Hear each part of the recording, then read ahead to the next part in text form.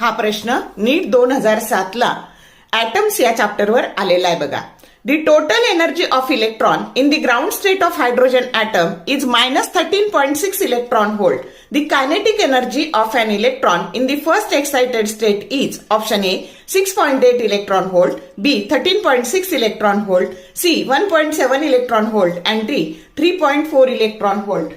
मग तुम्हाला दिलंय काय, विचारलंय काय? तुम्हाला ग्राउंड स्टेटची टोटल एनर्जी दिली आहे आणि फर्स्ट एक्साइटेड स्टेट की एन बरोबर 2 ही फर्स्ट एक्साइटेड स्टेट असते आणि तिथली कायनेटिक एनर्जी विचारली आहे. मग रिलेशन काय असतं कायनेटिक एनर्जी आणि टोटल एनर्जी मध्ये? तर kinetic energy that is equal to negative of total energy. म्हणून आपल्याला टोटल एनर्जी काढून घ्यायची.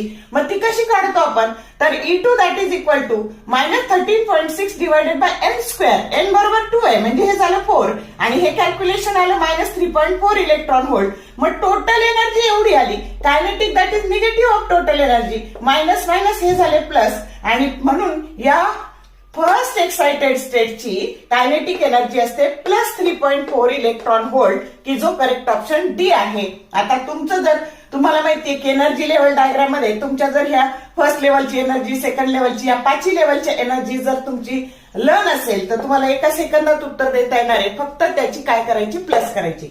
शॉर्ट व्हिडिओ आवडले लाईक करा, शेअर करा, कमेंट करा. For more useful tips and tricks keep watching wings of physics. Thank you very much.